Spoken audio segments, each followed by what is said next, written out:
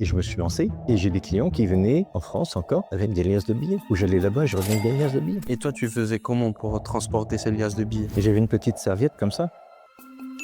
Ok. Et là-dedans, tu peux mettre 50, 60 000 euros. Ensuite, tu avais 2 grands livres. Et ça passait à l'aéroport tranquille. Mais c'est toi qui fais la différence. Si tu es à l'aise, si bonjour monsieur le voleur, et vous avez quelque chose à déclarer, moi, déclarer, ah c'est bon patron, c'est bon. C'est l'assurance qui fait la différence. Ouais.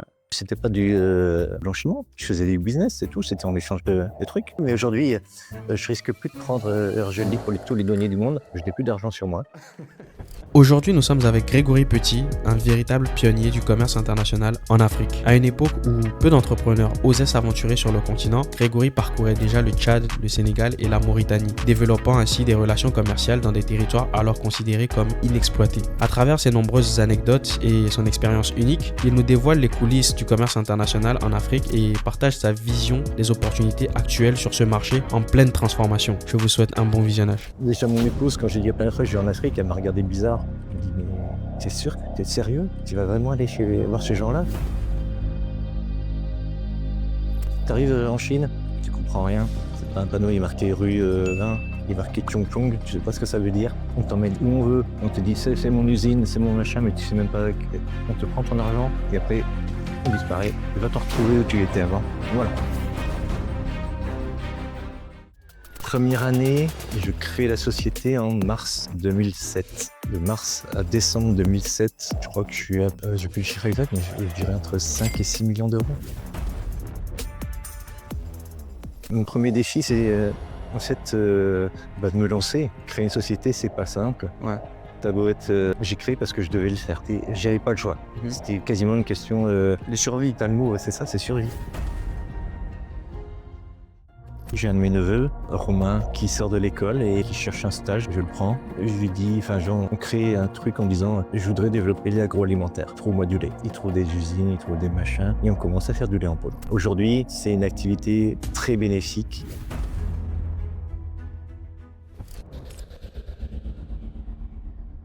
Bonjour à toutes et à tous, bienvenue sur ce podcast Infacting Talk. Comme vous le savez, ici nous accueillons au quotidien des personnalités aux parcours inspirants qui sont là pour partager avec nous leurs réussites, leurs échecs et qui nous promulguent les meilleurs conseils qu'ils ont à nous donner.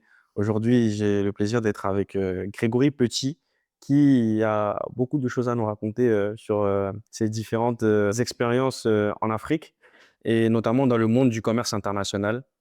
Bonjour Grégory, comment tu vas? Eh bien, Rachid, je vais très bien. Merci de m'accueillir aujourd'hui. Bonjour à tous.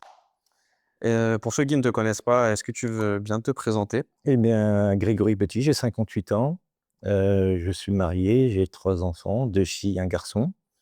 J'habite à Lincelles, dans le nord de la France. J'ai 2 sociétés, 2 activités différentes. Une qui s'appelle Marguet Trading, qui fait des produits métallurgiques, et l'autre qui s'appelle Marguet General Store, qui fait tout ce qui est produits alimentaires et un peu de quincaillerie. Voilà. Nos marchés, c'est essentiellement l'Afrique. Donc Afrique, la vaste Afrique. Et voilà. Donc, on a des clients qui sont des grossistes, qui sont des, je dirais, des commerçants, qui ont besoin de certains produits, qui nous appellent pour nous soumettre leurs besoins. Nous, on a un panel de fournisseurs qu'on a sélectionnés dans différents pays du monde et qui évoluent suivant les activités et la conjoncture économique. Et à partir de ça, on leur fait une proposition de ce qu'ils demandent avec un financement, avec des termes de transport qui leur conviennent OK. et une qualité qui leur convient, Mmh. surtout. Et avant de faire ça, qu'est-ce que tu faisais avant? Qu'est-ce qui t'a mené en fait vers cette activité? Et alors, qu'est-ce que j'ai fait avant? Avant, comme tout le monde, j'ai été à l'école. Moi, je suis un enfant des années 80.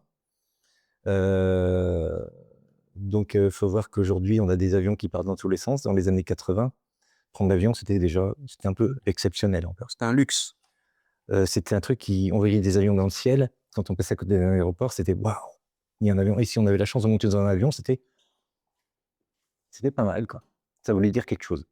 Heu moi, alors là-bas, j'ai toujours eu peur de prendre l'avion, OK? Parce que, quitter le sol, c'était toujours, une expérience, Mmh. que j'ai appris à maîtriser. Mais comment ça s'est passé? C'est que, je voulais pas dans tous les cas rester dans un bureau. de gérer, évoluer dans un bureau, pour moi, c'était trop fermé. J'avais besoin d'espace. Il y a un jour, je me suis dit, bah, pourquoi pas voir l'extérieur et puis un jour, dans le cadre de mon boulot, comme je voulais faire de l'export, donc j'ai fait un BTS, action commerciale. Ensuite, j'ai fait une formation export à l'EDEC qui s'appelait Subgeco Export, pour me donner des bases pour pouvoir Ouais. sortir de là. Et puis un jour, bah, en sortant de ça, j'ai été embauché dans une société qui était à Valenciennes, enfin Trisynergie exactement, anciennement une filiale de Usinor Sassilor. Pour ceux qui connaissent Usinor Sassilor, c'était un grand groupe français Ouais. qui faisait de tout ce qui est produits métallurgiques, qui a été racheté par Mittal après, qui m'a embauché. Donc j'ai débarqué à Valenciennes, étant deal, dans un monde quasiment inconnu, mais déjà une nouvelle expérience. Ouais, totalement. Et là, j'étais juste en charge de faire du suivi de commande, quoi. Donc, mon truc Un basique. peu ennuyant. Bah, c'était une usine qui voulait exporter. Elle était connue. Donc, moi, on m'a dit, toi, tu t'assieds dans un bureau, tu as des gens qui t'appellent, tu notes les commandes. Tu envoies les commandes, tu les dispatches parce qu'on avait des ustensiles de production. Et après, tu fais un suivi de commande, point. Mm. Bon, là-dessus, celui qui m'a embauché, c'était un Parisien qui, lui, est resté 6 mois là. Et au bout de 6 mois, il s'est barré parce qu'il a dit, oh là, ça ne correspond pas du tout à ce que j'attendais. Et il m'a appelé, il m'a dit, écoute, si ça te branche, je travaille maintenant dans une société française, donc à Paris, qui a des filiales en Afrique. Ah, d'où l'intérêt pour le continent. Et il me dit, bah, viens voir. Il m'emmène, je vais là-bas. Et là, on me dit, bah, toi, on va te mettre responsable des dom-tom. Qui connaissent dom-tom, c'est quoi? C'est Pas l'Afrique, ça. une seconde. Donc, je commence à aller aux Antilles, à La Réunion. Et autour de moi, il y avait des services qui allaient en Afrique. Donc, ils avaient des filiales au Sénégal, Sénégal, Cameroun, Madagascar, La Réunion, j'en oublie, au Bénin, il doit y avoir des trucs comme ça. Et là, je commence à voir défiler des clients africains. Et qu'est-ce qu'on rigole, qu'est-ce qu'on s'amuse. Ils sont vraiment ouverts d'esprit, sympa. Le gars typique africain qui débarque, le boubou, sa famille, enfin, sympa, quoi. Et tout le monde est copain, je suis son ami, t'es mon ami, voilà, mon ami, c'est mon frère, toi t'es mon patron. Et on me plaisante avec ça, et je m'entends vachement bien avec tout le monde, j'aime bien ça. Et je fais 3-4 ans là-bas, et à un moment, Paris, ça commence à me gonfler, parce que, voilà, Paris, Trop de pression. c'est génial parce que j'ai vachement appris, ça m'a permis de voyager et de rencontrer plein de gens. Et j'ai un carnet d'adresses qui commence à se faire. Donc j'ai déjà des contacts en Afrique parce que des clients, ils passent, on te dit, ah tiens, t'as ma carte, j'ai ton contact, machin. Là-dessus, donc on est toujours dans les années, on va dire 90.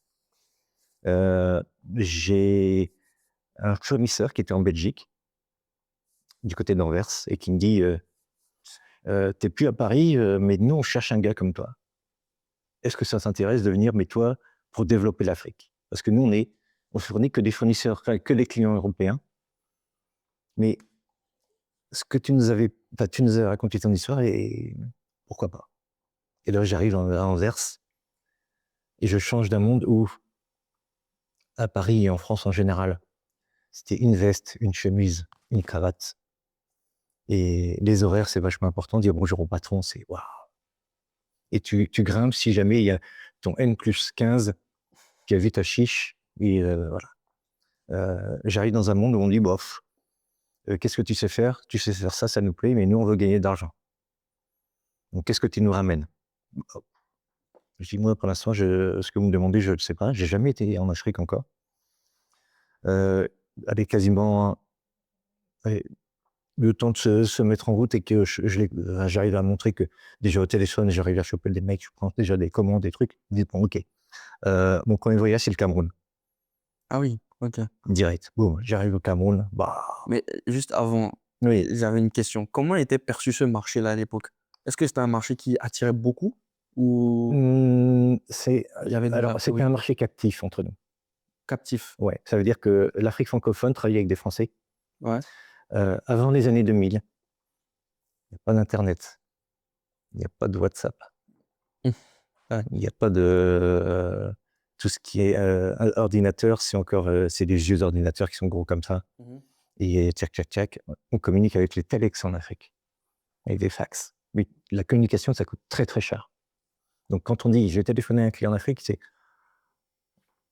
ça tourne mon gars, hein, et tu passes 5 minutes, Pas et comparable. là on te regarde aux oreilles: «Les gars, on roule pas sur l'or là, hein». On communique par fax quand on peut et c'est eux qui viennent.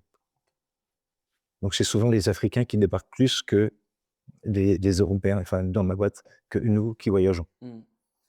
Heu et on n'attend pas on n'a pas besoin des clients.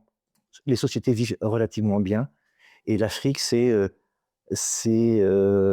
perçu encore comme, un continent à découvrir, quoi. Mmh. Et ça, moi, plus tard, j'en aperçois encore au niveau des banques, même encore maintenant, quand on parle de l'Afrique, c'est: «Qu'est-ce que tu vas faire là-bas? Qu'est-ce que c'est que ce truc?» Voilà. C'est ce qu'ils se demandaient tous, tous tes Bah, proches, bah, l'entourage? déjà mon épouse, quand j'ai dit la première fois que je vais en Afrique, elle m'a regardé bizarre.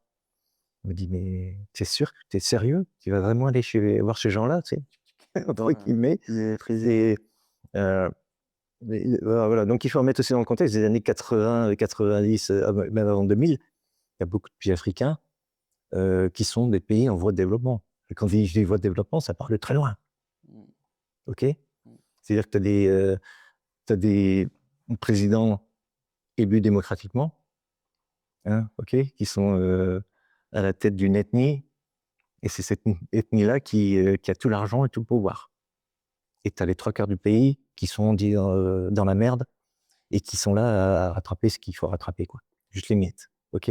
Mmh. Donc si tu es bien avec les gens, je dirais dans la bonne, mouvance, tu réussis facilement parce que l'argent, il est dirigé vers toi et ceux qui sont pas du côté des bonnes personnes, quand ils veulent faire un transfert, waouh! Voilà. Et du coup, direct quand tu arrives en Afrique, tu arrives au Cameroun Ouais. et tu leur vends quoi au Cameroun? Et ben déjà, j'arrive chez des gens que je connais parce qu'ils sont déjà venus Ah d'accord. à Paris. Donc c'est des gars que j'ai relancés tout de suite, enfin j'ai relancé des réseaux que je connaissais et ce qui nous lie tout de suite, et je vais vous dire honnêtement, ce qui nous lie tout de suite, c'est ça. Et je le montre parce que c'est vachement marrant. Le foot. Punaise. C'est le lien premier. Je dis, moi, je suis supporter de Lille. À Lille, il y a Jean de Macoun. Il y a, il y avait des joueurs camerounais. Ouais. Quoi? Punaise, c'est le cousin du frère de mon beau-frère de ma sœur. Et j'ai fait, dans les gars, c'est quoi cette histoire? Mais on est déjà, le business a disparu. On est dans une petite famille et les premiers bacs chiches que je donne, entre guillemets, enfin, bacs chiches, le mot est fort, mais le premier cadeau, on me demande des maillots de foot de Lille. Je dis: «Mais les gars, c'est incroyable, quoi». Donc moi, je vais à la boutique du LOSC et j'achète des maillots de foot. Waouh! J'en achète 5, 6 et je les donne à mes clients. Je suis plus heureux des garçons, c'est non mais voilà, j'allie donc le sport, ça permet de passer tout de suite un cap en disant: «Bon, le match était bien, bon maintenant j'ai besoin de ça. Tchac, tchac, ouais, c'est combien? Ouais, allez, on a commandé, on passe à autre chose. Qu'est-ce qu'on peut faire de plus?» Voilà. Donc la relation humaine et le contact humain pour les produits que je vends, c'est 80% du business. Mmh. On parle avant les années 2000. Mmh. Ouais. Voilà. Ouais. 2000, ça a été, ça a transformé le monde à Avec les tous les niveaux. quiz, des trucs comme ça. Entre les crises, entre, l'arrivée d'internet, C'était révolutionnaire. la chute du mur de Berlin, la penetration, mais tous ces événements politiques ont balayé, un siècle d'existence. Mmh. Le mur de Berlin, toutes les économies européennes se sont tournées vers l'Est, Mmh. alors qu'avant, on se tournait vers le Sud. Là, on s'est dit: «Putain, l'Est, toutes les banques qui donnaient un peu de sous sur l'Afrique, après se sont dit: "Pourquoi on va financer l'Afrique alors qu'on a des voisins et l'argent, il peut se dire plus facilement?"» Voilà, donc ça, c'est une chose importante. Ensuite, les attentats, les Twin Towers. Ça, moi, je les ai vus quasiment en direct en Belgique. Donc, il y avait déjà Internet qui était arrivé. Et là, c'est le bouche-oreille. Il y a un fournisseur qui appelle et dit, t'as vu ça? On regarde, on se branche sur le truc et on voit les avions qui arrivent. T'en vois un, tu vois une tour, et puis en fait, je vois un quart d'heure, une demi-heure après, il y en a un deuxième qui arrive. On le voit quasiment en direct, quoi. C'est monstrueux ce qu'on voit. Ouais. Mais ça, waouh. Donc, et après, tout ce qui en découle. Ça veut dire que les Américains ont décrété que l'argent liquide ne devait plus circuler. Parce que le financement du terrorisme, c'était l'argent liquide. C'était le blanchiment d'argent.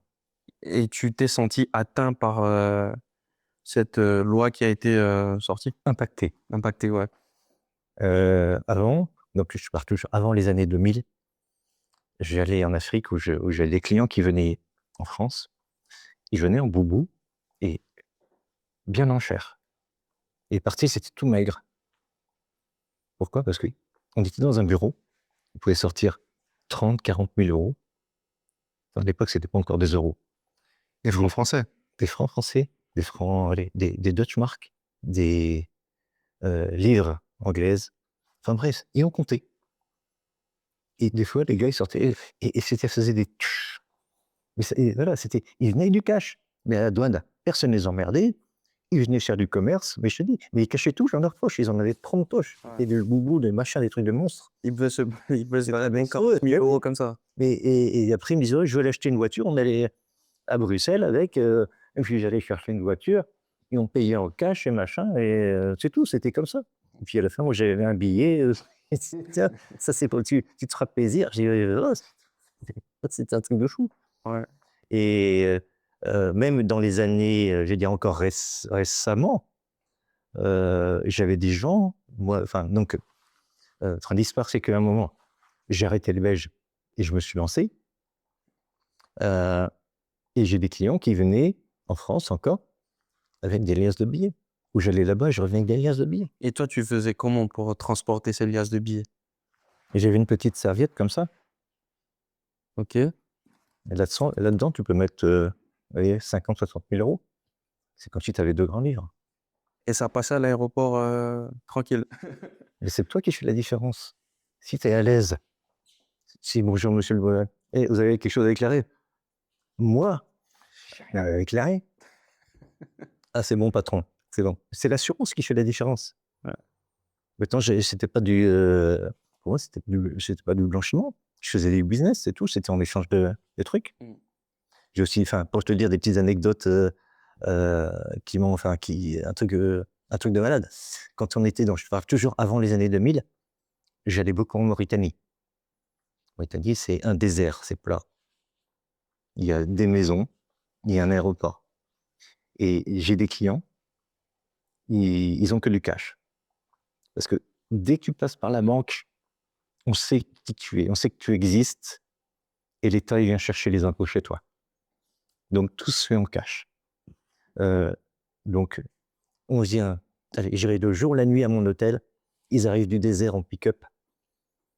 J'entends tut, je sais qu'ils vont venir toquer à ma porte, et ils viennent, et on se met à compter. Et ça peut être 30, 40, 50 plus, ça peut être 5 000 euros. Ah, j'ai trouvé ça, je te ramène. Et des fois, je monte dans l'avion. Donc, il faut voir qu'à l'époque, les contrôles douaniers en Mauritanie, c'était mon client qui me tenait par la main, qui disait bonjour au douanier et qui m'emmenait au bord de la passerelle. Et il montait avec moi dans l'avion. Et quand on entend le capitaine, bon, nous allons bientôt partir. Merci aux passagers de vous installer et ceux qui ne sont pas passagers de sortir de l'avion, quoi. Ah oui. T'entends ça, et puis à un moment, le gars, bon, c'est bon, tu vas partir. Je te donne une enveloppe. Là, il y a encore 40 000. Il dit, oui, merci. Et tu vois les autres passagers qui te regardent, et ouais, ça a l'air normal, quoi. Il n'y a pas de... Bon, voilà, c'était des choses que j'ai vécues. Je suis content de les avoir vécues, mais aujourd'hui, je risque plus de prendre, je le dis pour tous les douaniers du monde, je n'ai plus d'argent sur moi. Voilà. Non, mais Il y en a eu ça, si jamais, ce que j'ai fait, c'était, j'ai pas fait exprès. En fait, c'est les clients qui me donnaient de l'argent. Mais aujourd'hui, on prend plus le risque de prendre un centime. Ouais, non, aujourd'hui, je pense que c'est un peu plus compliqué. Déjà parce que mes banquiers refusent que je dépose ne serait-ce que 1 euro en cash. Ah oui, pourquoi? Parce qu'ils ont tous peur de se faire taper par les autorités. Ah, ok. Ok. Ah non, mais aujourd'hui, Par peur de blanchiment, tout ça. bah voilà, c'est tout. Aujourd'hui, tu peux aller en prison si tu fais ça. Ah oui, ok. Ah bah ouais, ça rigole plus, hein. Mm. Donc, et pour te dire, il y a une époque, quand j'ai créé ma société, la première année, je crois que j'ai déposé, allez, peut-être 200 300 000 euros en cash Ouais, à la banque. ouais. Ma banque, une banque enfin, on accélère ou on part dans tous les sens, mais Pas de souci, pas de quand je crée ma société, je dois trouver une banque. J'ai des clients qui me disent: «Ouais, alors, tu as créé ta société, on veut travailler avec toi, mais donne-nous ton numéro de compte, on va te faire des transferts ou machin». Je dis: Ouais, ben, je cherche une banque». Je cherche une banque. Les banquiers me regardent bizarre: «Quoi, tu travailles avec l'Afrique?» Et je dis: «Ouais, bah, j'ai travaillé en Belgique et en Belgique, je faisais, plusieurs millions d'euros de chiffre d'affaires, machin et tout». Ils disent: «Ouais, ouais, allez, blablabla, ton histoire». Et ils me donnent un compte d'attente avant que j'ai, vraiment que ça soit finalisé. Mhm. Et j'ai déjà des centaines de milliers d'euros qui arrivent. Ah oui, ok. C'était, voilà, j'ai des clients qui étaient vraiment, ils attendaient que je leur donne un numéro de compte pour faire des transferts. De quoi affoler les banquiers en Europe? Et mais, et après, j'irai dans les 2-3 mois qui suivent, je dis à mon banquier: «Bon, je dois faire un dépôt». Il me dit: «Ouais, bah, vous avez une agence près de chez vous?» «Oui». Je dis: «Oui, bah, je peux y aller?» Il me dit: «Oui, allez-y». Et j'arrive à l'agence, mais il me regarde, mais il dit: «Mais c'est quoi tout ça?» Je dis: «Bah, je vais faire un dépôt». «Monsieur, vous pouvez pas faire un dépôt comme ça chez nous, hein, c'est pas possible». Je crois que je devais 50 000 €. Je dis: «Monsieur, ici on va se faire cambrioler, vous êtes fous?» On refuse d'aller, Il y avait trop donc je devais aller. Après, je devais prendre rendez-vous avec eux.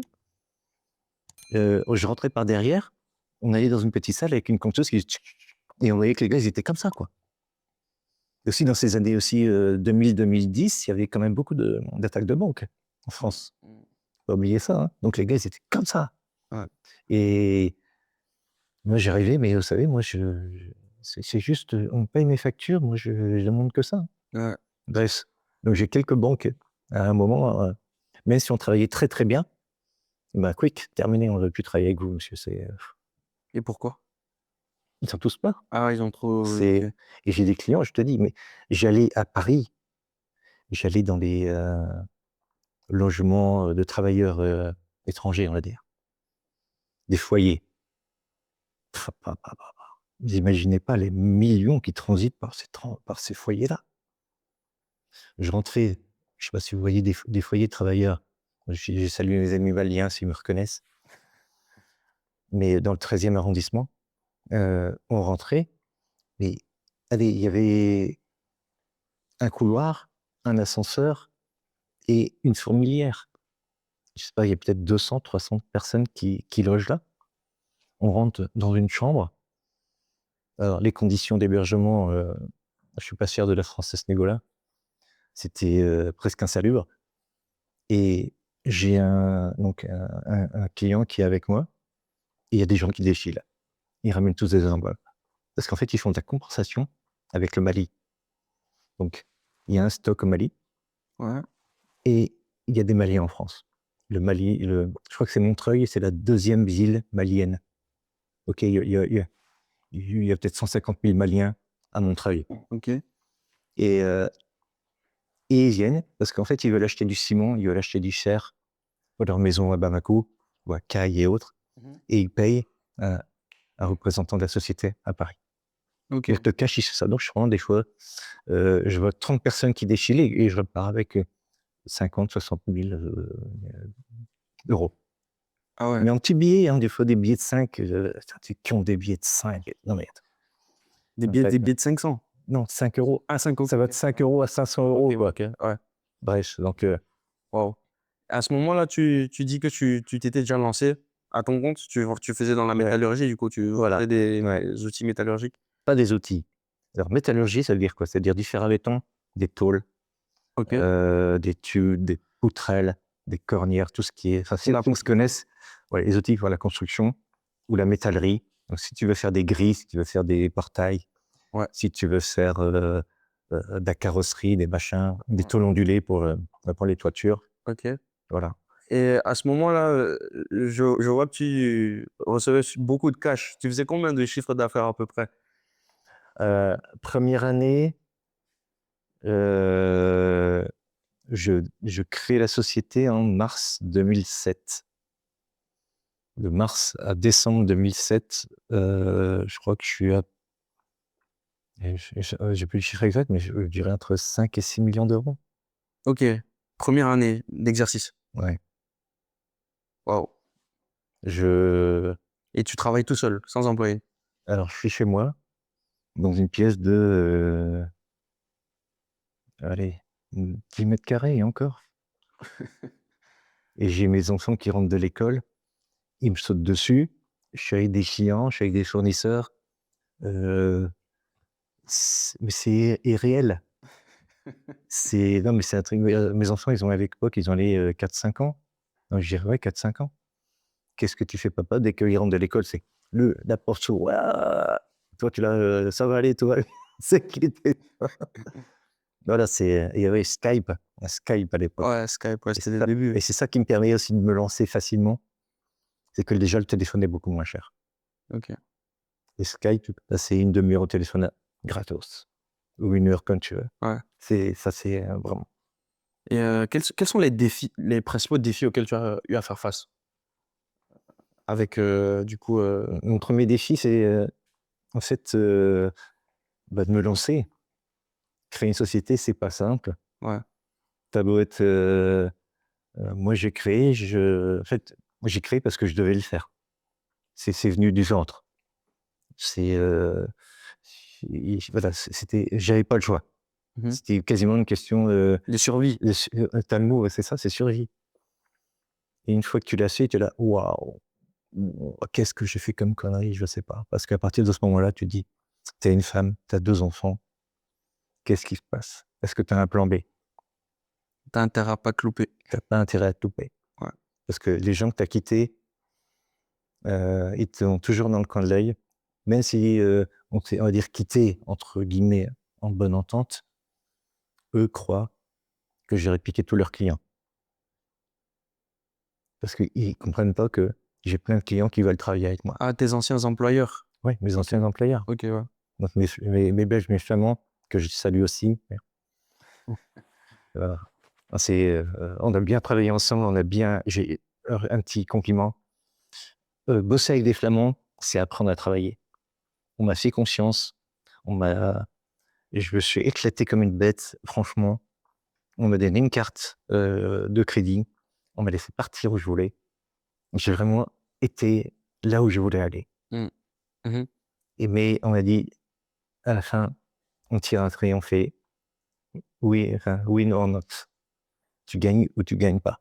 Mmh. Si tu gagnes pas, tu dégages. Si tu gagnes, Je reste. tu fais ce que tu veux, Ouais. entre guillemets. Ouais, ouais. Mais voilà. Donc, j'en reviens aussi donc se lancer, créer une boîte.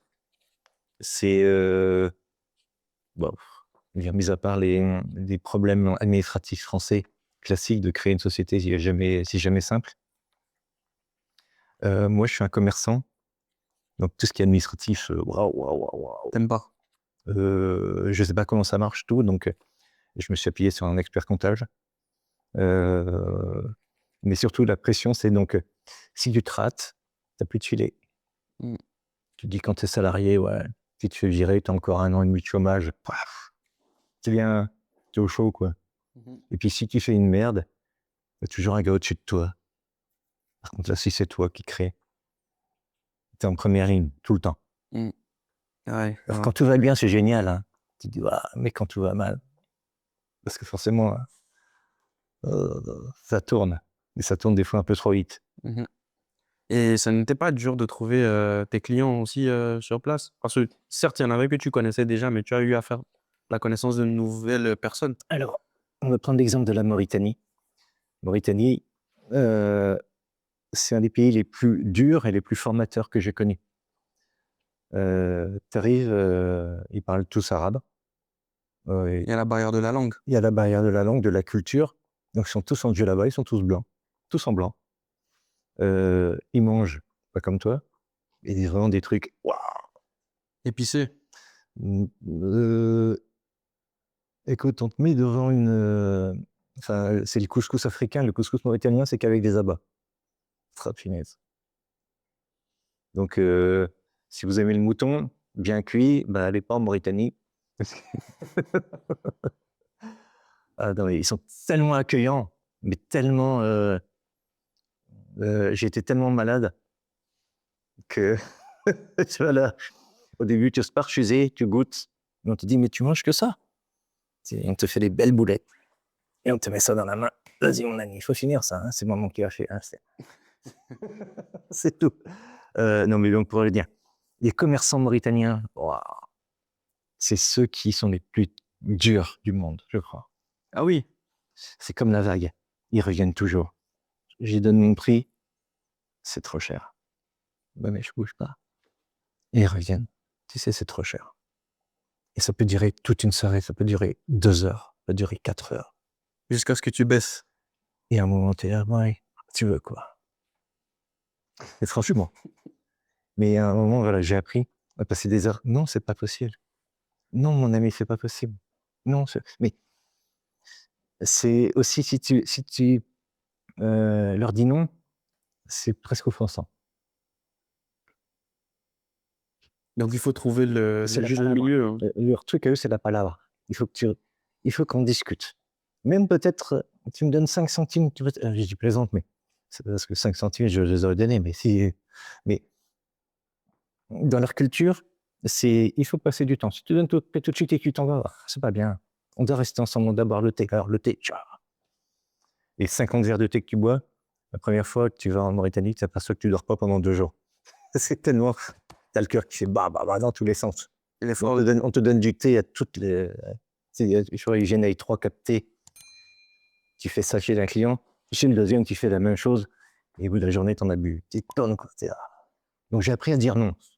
J'ai eu du temps, mais moi j'ai fait mes expériences. Maintenant, je sais dire non à un Mauritanien.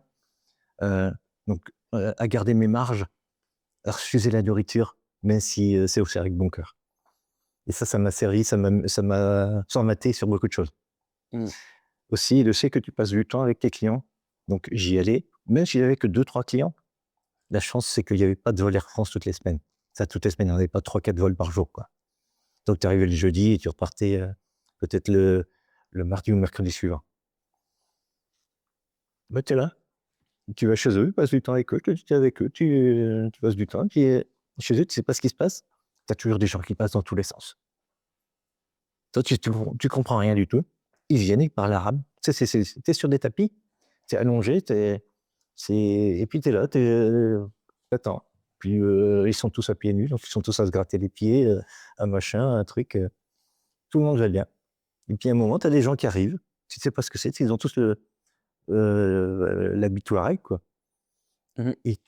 Et puis à un moment, il y a un gars qui dit lui, c'est mon cousin, il aime ce que tu fais. J'ai jamais travaillé avec lui. Mais c'est ce que tu fais, tu vends du fer à son beau-frère, à son cousin, du frère de machin, le truc. Et là, ça commence. En fait, c'est un milieu. Par recommandation. C'est par recommandation. C'est un milieu où ils sont tous. Enfin, tu t'aperçois que tu es épié. Ils savent tous que tu es là. C'est tout. Mais c'est un moment, il y en a un qui va commencer à enchaîner plus de commandes.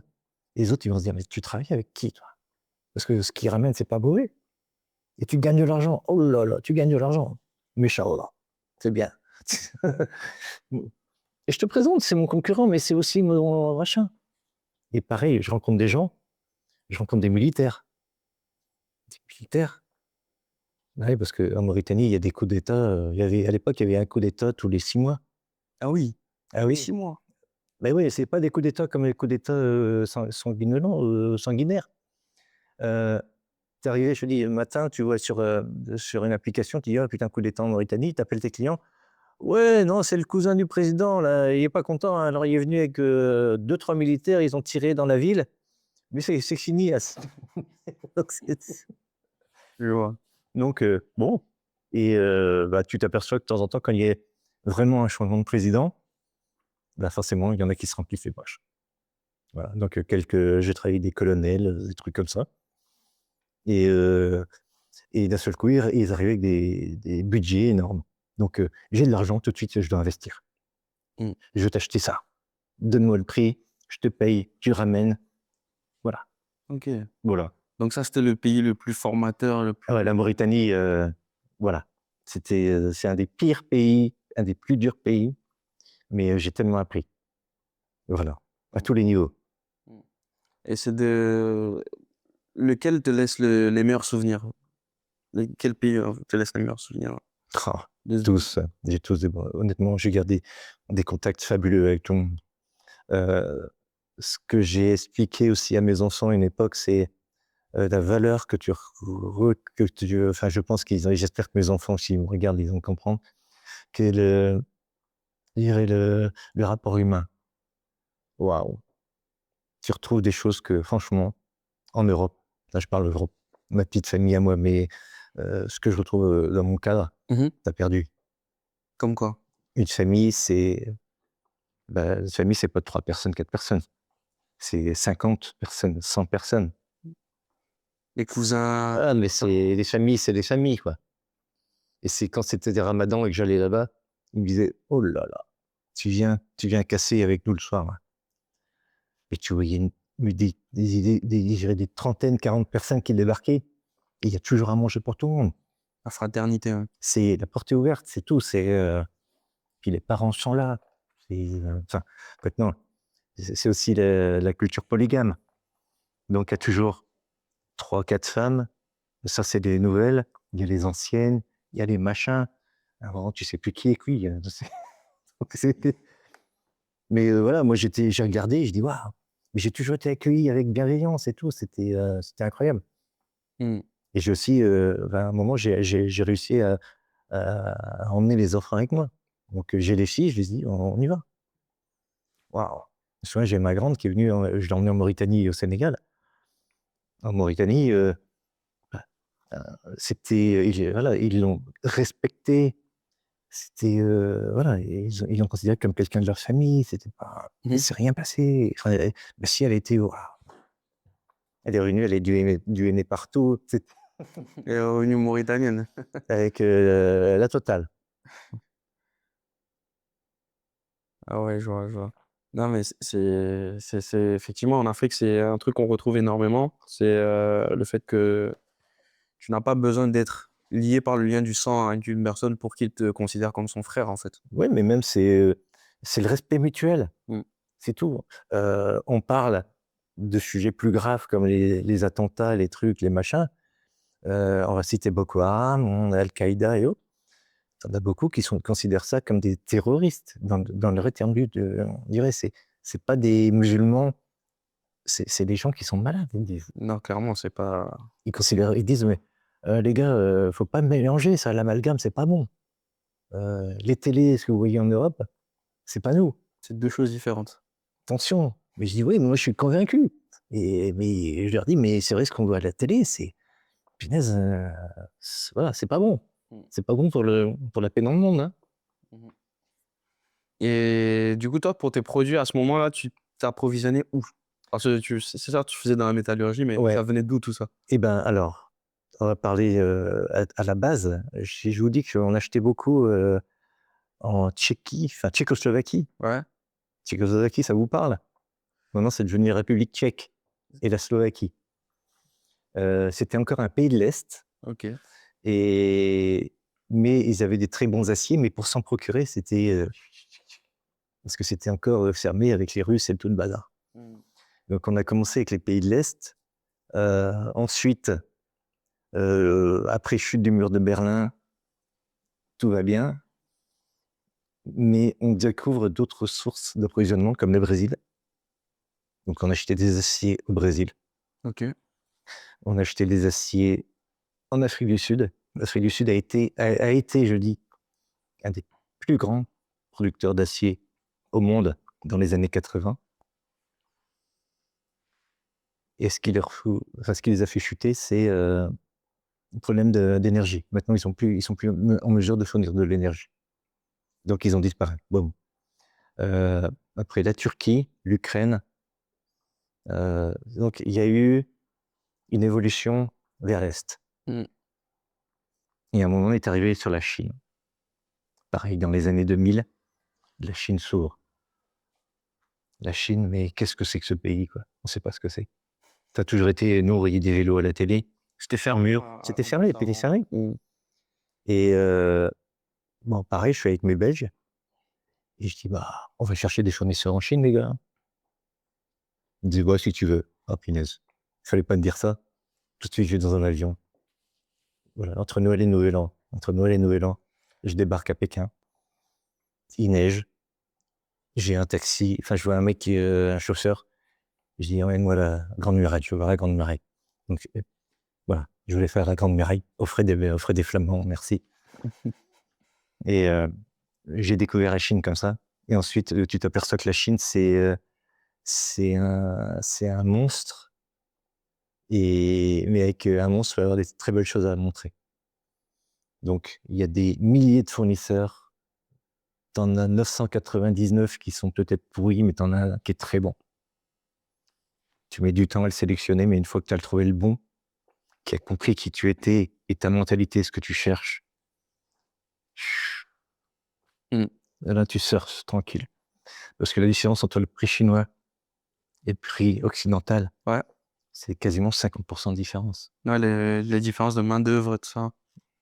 Ça veut dire que quand ton client africain, tu lui dis, toi, tu as l'habitude d'acheter sur telle origine, ça coûte 1000, je prends un chiffre au hasard. Toi, tu sais que si tu lui fournis de Chine, tu vas l'acheter à 500 son produit. Donc, tu vas faire 100% de marge. Et là, je suis désolé, mais quand il faut prendre, tu prends. Donc, ça permet de gagner beaucoup d'argent pendant un sacré bout de temps. Mais après, les Africains, ils sont pas plus bêtes que les autres. Ils prennent l'avion, ils vont s'installer en Chine, ils se marient avec des Chinoises, ils restent, ils créent des communautés africaines. Des trucs de malade. Non, il y a des villes africaines en Chine. Ah ouais. Il y a des villes africaines. Du coup, ça, c'est pas bon pour les gens comme toi, ça, niveau business. Si, parce que tu as toujours un avantage. L'avantage, je dirais, c'est à toi de défendre ton business. Et tu as des clients, ils préfèrent travailler avec toi. Parce que tout le monde a essayé de bosser en direct avec des Chinois des fois. Et tout le monde a perdu de l'argent. Des Chinois, tu arrives en Chine, tu comprends rien. C'est pas un panneau, il est marqué rue 1, il est marqué Chongchong, tu sais pas ce que ça veut dire. On t'emmène où on veut. Et on te dit, c'est mon usine, c'est mon machin, mais tu sais même pas. On te prend ton argent et après, on disparaît. Il va te retrouver où tu étais avant. Voilà. Donc, tu as beaucoup de clients qui disent, ouais, je préfère travailler avec toi parce que je sais où tu es. Donc, si c'est un problème, je te retrouve. Ils sont te retrouver. Je te retrouve, toi. Je sais. J'ai confiance en la France et j'ai confiance dans la loi française. Si tu me fais un tour, t'inquiète pas, on va savoir s'occuper de toi. Et au tout début, tu disais que tu avais deux sociétés, une dans le domaine de la métallurgie et une autre dans l'agroalimentaire. Ouais. À quel moment s'est faite cette transition-là, ou du moins, à quel moment tu as créé cette deuxième filiale et pourquoi? Dans les années 2005-2008, il y a eu une crise des produits financiers ou des produits métallurgiques. Il n'y avait plus assez de métal dans le monde. C'est-à-dire plus assez. C'est-à-dire qu'il y avait des usines qui n'étaient plus en mesure de fournir et le prix du fer a flambé. C'est-à-dire que quelque chose qui valait 1000, d'un seul coup, ça a coûté 2000. Et la semaine d'après, ça valait 3000. Donc, les gens étaient à un moment, c'était « Allô, les clients, ça va grimper, les prix vont monter. » « Ouais, non, j'attends, ça va baisser. » Et la semaine d'après, ils ont baissé. Ben non, ça a doublé encore. « T'es sûr ?» Ouais. Et la semaine d'après, ça triple. À un moment, j'achète, les gars. Je suis obligé d'acheter. Et ce qui a fait ça, à un moment, c'est descendu aussi vite. Donc, ce que les clients avaient acheté peut-être 3 000 ou 4 000 € pour une tonne, ça valait plus que 1 000. Donc, tu as énormément de clients qui ont perdu, qui ont préféré abandonner leur commande plutôt que de payer la totalité en disant ça sert à rien. Il y a aussi des fournisseurs qui ont déposé le bilan. C'était une crise monumentale. La chance à moi, Ouais. c'est que j'étais juste encore en train de vivre. J'avais pas des grosses, énormes commandes comme certains de mes concurrents pouvaient les avoir. Et moi, j'en suis bien sorti. Mais à un moment, je me suis dit, mais ce qui s'est passé là, si ça se reproduit, est-ce que j'aurai les reins assez solides pour tenir? Et c'est à ce moment-là, tu t'es dit qu'il fallait diversifier.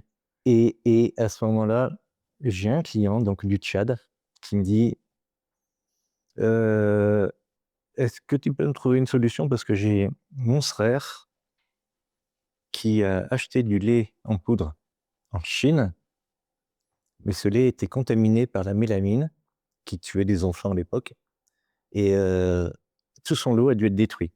Oh, ok. Donc est-ce que tu peux me trouver quelque chose? Bon, moi j'ai dit: «C'est moi, je suis métallo, hein, ça m'intéresse pas trop, mais bon». Et là-dessus, j'ai un de mes neveux, Romain, si tu m'écoutes, qui sort de l'école et qui cherche un stage et je l'embauche. Enfin, je l'embauche, je le prends et je lui dis enfin, on crée un truc en disant: «Je voudrais développer l'agroalimentaire, trouve-moi du lait». Et il cherche et on tâtonne, on machin et puis à un moment, il trouve. Il trouve des usines, il trouve des machins et on commence à faire du lait en poudre. Et vous vous approvisionnez où, si ce n'est pas indiscret? C'est très indiscret. Ah. La communauté européenne. Ça marche. Non, mais voilà, aujourd'hui, c'est une activité très bénéfique, La vente du lait. la vente du lait. Enfin, pas très, un peu bénéfique, si mes clients m'écoutent. Pourquoi? Parce que quand le client a une marque et que la marque lui convient, il est fidèle à cette marque. L'acier, c'est un produit sale, c'est noir. Tous les aciers se ressemblent. Quand tu vends du lait, nous on vend ça en sac de 25 kilos, il y a ta marque dessus. Le gars qui t'achète ça, il le remet sur le marché local. Et si les mamas, les clients locaux achètent cette marque-là, qu'ils aiment bien, ils viendront et ils vont réclamer cette marque-là. Ouais. Voilà. Et si tu as un bon produit, tout de suite, boum, boum. C'est, je dirais après, c'est presque une rente. Ton client, il revient chez toi parce que tu as le bon produit pour lui. Si le prix que tu lui vends, ça lui correspond, tu sais que c'est pas aussi, entre guillemets, c'est pas aussi compliqué que l'acier où à chaque fois, tu remets ton titre en jeu, quoi. Voilà. Ouais. Ok. Et avec et ça c'est plutôt récent, non, la vente des produits agroalimentaires? Alimentaire, j'ai commencé en 2011-2012. Ok. Avec la situation géopolitique actuelle, est-ce que ça a un impact sur ton business? Enfin, sur tes business? Ouais, l'activité, ouais, le monde fait que les transferts financiers sont toujours plus compliqués. Dans ma zone particulière, donc aujourd'hui, je travaille, je dirais, mais les 4-5 dernières années, je travaillais beaucoup sur le Mali, le Niger et le Tchad. Alors, si vous suivez un peu l'activité politique, Niger et Mali, aujourd'hui, ce sont des juntes qui sont au pouvoir. Ce qui fait qu'ils se sont coupés un peu du système africain. La CFAO, si je me trompe pas. Donc, c'est compliqué parce qu'ils n'ont plus accès au circuit bancaire classique. Du coup, Donc, pour l'envoi d'argent, c'est un peu acheter des devises, acheter des machins, c'est compliqué, quoi. Donc, ça ralentit le business à ce niveau-là. Voilà. Mais sinon, ça demeure lucratif néanmoins. Avec les autres. Non, mais ça demeure, c'est toujours, on y arrive toujours maintenant. Faut être moralement solide parce que tu sais que ton client va te payer, mais tu sais pas quand à un certain moment. Donc j'ai des créances, des fois ça rendrait fou un banquier français s'il savait tout, mais Il t'est déjà arrivé de ne pas te faire payer? Ah, j'ai pris des ardoises, oui, beaucoup d'ardoises. Il y a même une époque, donc on était, pour dire, il y a une époque, on a atteint un chiffre d'affaires, on était pas loin de 15 ou 7 millions d'euros. L'année? Pour une année, ouais. Et à un moment, c'était pour assurer les banques, pour refinancer certaines choses. Je m'étais dit, ben, on va faire appel à des assurances crédit. Assurance crédit, il y a Coface, il y a Atradius, il y a Euler Hermès, des machins. Donc on passe par un courtier qui nous fait un beau contrat, machin. Donc une assurance crédit, c'est si jamais le client c'est défection, l'assurance vous couvre, mais suivant un certain montant. Au niveau de l'Afrique, c'était à hauteur de 80% parce qu'il y avait un risque politique, un risque économique, machin et tout. Mmh. Donc ayant ces assurances crédit, on s'expose à des nouveaux clients. Pourquoi? Parce qu'on a des nouveaux clients qui viennent en disant: «Hey, moi je suis couvert par cette assurance-là. Donc on va travailler ensemble, tu safe, pas de souci». Mmh. Pas de souci. Bah ouais, normal. Toi, tu es honnête, moi je suis honnête. Sauf qu'apparemment, ça s'est passé que d'un côté. Donc toi, tu livres, tu attends ton argent, et à un moment, le gars disparaît, quoi. Plus aucune nouvelle. Plus de nouvelles. Donc tu dis à l'assurance: «Mais pourquoi? Vous m'avez recommandé, pourquoi vous avez couvert ce mec-là?» Il dit: «Nous, je sais pas, on a des agents locaux qui nous disent des machins, qui font des dossiers, nous on donne des accords». Bref, donc tu es couvert qu'à 80%, donc quand tu parles en millions d'euros, quand il te reste 20% à ta charge, à un C'est moment, ça peut faire très lourd. c'est énorme, ouais. Voilà, donc OK, donc j'ai laissé plusieurs belles maisons là-bas, entre guillemets. Voilà, donc aujourd'hui, je ne travaille plus avec les assureurs. OK. Voilà. Je m'assure simplement que je travaille avec mes clients De confiance. de confiance, et un nouveau client, je lui impose mes conditions. Mmh. C'est tout. Mmh. Aussi, mon réseau aujourd'hui me permet de travailler d'être en direct avec beaucoup de banques, et ce sont les banquiers qui m'amènent des clients. OK. Ouais. Ah, c'est Voilà. pratique. Celui qui finance, il Et t'envoie. je lui dis: «Mais si c'est un mauvais, c'est toi qui prends le risque». Ouais. Donc le gars m'a dit: «Ouais, mais vas-y, va y aller, lui». En fait, le but du banquier aussi, c'est d'accroître son chiffre d'affaires. Mmh. Donc il dit: «Ouais, mais» parce que moi, quand je vais chez eux, quand je vais voir certains de mes clients, je passe autant de temps avec avec leurs banquiers qu'avec eux. Mmh. Parce que les clients disent: «Bah, moi, je suis payé en argent local». Il a l'argent local. Je te montre, et le banquier dit: «Oui, on a reçu ça. On a reçu son argent, et c'est sur son compte maintenant. Ça doit passer par la banque centrale, machin et tout, blabla». Donc il y a un circuit qui prend du temps. Mais le client, il m'envoie son avis de transfert, et après c'est débrouille-toi avec la banque. Mmh. Donc si je dis: «Ouais, mais il va toujours pas payer», si, moi, mon compte il est là, il est débité, tu vas voir, c'est le banquier qui garde l'argent. Ouais. Donc je me fais engueuler des 2 côtés. Sacrée anecdote. Heu, Dans mes podcasts, j'aime beaucoup aussi, partager de la valeur, et pour ceux qui nous regardent ou pour ceux qui auront pris la peine de nous regarder jusque maintenant, est-ce que tu pourrais partager des secteurs, d'avenir, on va dire, pour tout ce qui est, import-export, où tous les secteurs se valent peut-être? Heu, j'ai pas inventé l'eau chaude. Moi j'ai surfé sur des choses qui existaient déjà. Heu, je vais dans des pays où quand tu regardes de l'extérieur, tu dis: «Mais qu'est-ce qu'il y a dedans?» Il y a rien. C'est du sable, l'asphalte, c'est un peu de goudron, beaucoup de trous, et tu as des gens qui vivent là, et il y a des choses qui se construisent, et il y a des gens qui mangent, Mmh. et des petites échoppes partout. Donc forcément, heu, nous à notre niveau en tant que, petit entrepreneur, j'ai pas de j'ai pas de recette miracle en disant, «J'ai créé un produit qui va révolutionner le bazar». C'est pas mon métier. Mais si tu as des clients et des gens qui ont envie de bosser avec toi, ils bosseront avec toi. Mmh. Maintenant, voilà, je peux pas dire aux gens, «Va là-bas, tu vas trouver du pétrole», non.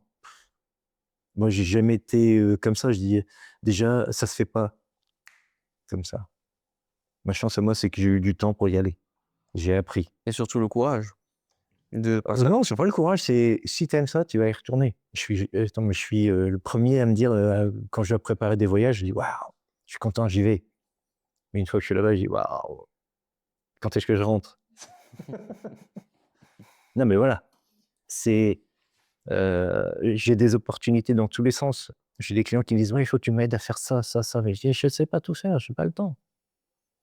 Mmh. «Ouais les gars, je veux bien, mais je sais faire bien ce que je fais maintenant». Ça a l'air simple, mais mine de rien, ça prend assez de temps.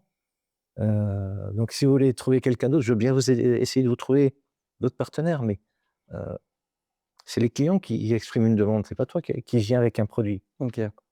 Alors en fait, C'est faut toujours une relation humaine, hein, c'est toujours, quelqu'un que tu connais, qui a confiance en toi, qui te pose une question, ouais. si tu lui trouves la bonne réponse, mais c'est le premier à te dire merci et à bosser avec toi. Mais après, faut si tu es sûr de ton coup, parce que si tu gâches quelque chose, c'est compliqué après. Parce que gâter son nom après, faut Ouais. pas simple, hein. Ouais, ouais. Ça ternit, ta relation. Dernier maintenant, des problèmes, j'en ai eu beaucoup, enfin, par rapport au volume d'affaires qu'on faisait, mais quand tu arrives à les résoudre et ben, Ça redore ton image. on te regarde différemment aussi. Moi, je t'ai jamais lâché. J'ai eu des emmerdes, ça arrive à tout le monde. Mais après, c'est à toi de trouver la solution, si tu trouves une solution. Mais à un moment, tu as des clients, même s'ils perdent un peu, ils disent: «Ouais, tu as trouvé, tu m'as aidé». Ça, on n'oublie pas et tu es tellement soulagé quand tu as trouvé une solution. Personne n'aime les emmerdes. Est-ce qu'il y a des moments où tu t'es déjà dit, que tout pouvait s'arrêter? Dans le sens où Hier soir, bah, non, mais forcément, aujourd'hui, quand on entend la politique internationale, heu, donc moi, je reviens sur mes pays, moi, je vois les Russes qui arrivent, waouh! Wagner, ils sont tu sais, j'étais au Tchad, le jour où, le président Déby a annoncé que l'armée française devait dégager, quoi. Tout se passait bien. Il y avait 1 000 soldats français, tranquilles qui étaient dans une base à côté de l'aéroport. Moi, je suis à l'aéroport, je dis: «Super, enfin, je suis safe, tout va bien». L'Europe investit au Tchad parce qu'il y a les soldats français qui sont là. En 24 heures, il y a des projets d'investissement avec des clients qui sont finis parce que comme l'armée française s'en va, l'Europe ferme les robinets. mmh, Maintenant, je veux dire, nos amis russes, ils arrivent au Tchad. Qu'est-ce qu'ils vont faire? Je sais pas. J'espère que le président Déby, j'ai confiance en lui, hein. Je trouve qu'il gère très bien son pays, mais qu'est-ce que ça va changer? mmh, Voilà, donc la politique, c'est plus la politique qui t'a fait peur par rapport à ton bah, activité parce en que du jour au lendemain, tu as des choses qui se passent très bien, qui sont rodées, qui peuvent s'arrêter. mmh. Est-ce qu'avec le temps, avec toutes ces expériences, tu as appris des trucs? Tu sais parce que tu sais parler arabe maintenant, tu Heu, as eu à côtoyer non. beaucoup de cultures différentes. Ouais, je sais dire des mots, chouïa, tamam, khalas, inchallah, meshallah. Ça, bon, ça non, je sais juste m'en sortir pour manger et boire. C'est bon. C'est terminé. Bah, comme quoi, au moins ça apprendra aux gens qu'il faut pas forcément, Alors, être bilingue pour, je salue aussi un de mes j'ai un grand ami à moi et vraiment un grand monsieur du Tchad, qui est un très grand client chez moi. Il ne parle pas français ou un peu français. Il parle un peu anglais et on travaille très, très bien avec lui. C'est ça que je dis toujours à tout le monde: «Regardez ça, on se comprend. On est capable de passer 1 heure ensemble, mais la communication, c'est très difficile». Mais voilà, on travaille énormément ensemble et la confiance existe. mmh. Il est venu à Lille, je vais régulièrement au Tchad. Moi, voilà, maintenant il m'appelle mon grand frère, c'est tout, pour Ouais, moi, c'est quelque chose. de vraies relations de fraternité. Mais oui, mais donc tu gagnes, même si les gens tu les comprends pas. Les yeux, les comportements, la façon d'être, c'est vachement important. Mmh. Mmh. Est-ce que tu auras, un mot, pour clore, ce podcast? Eh ben, quelle introspection.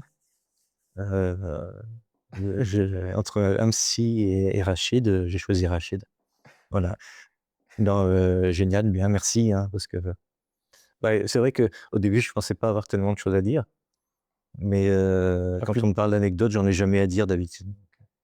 Il y a tellement de choses. Et encore, je t'ai pas dit un dixième de tout ce qu'il y a. Donc, Tu estimes que tu as pu te déballer suffisamment? ah, mais non, mais j'avais. Non, mais quand tu repenses à beaucoup de choses, Ouais. en fait, il y a tellement de choses qui te paraissent normales à moi maintenant, que c'est vrai que quand on en parle à d'autres, c'est waouh, t'as vécu ça, mais t'es un grand malade ou qu'est-ce que t'as été faire là-bas?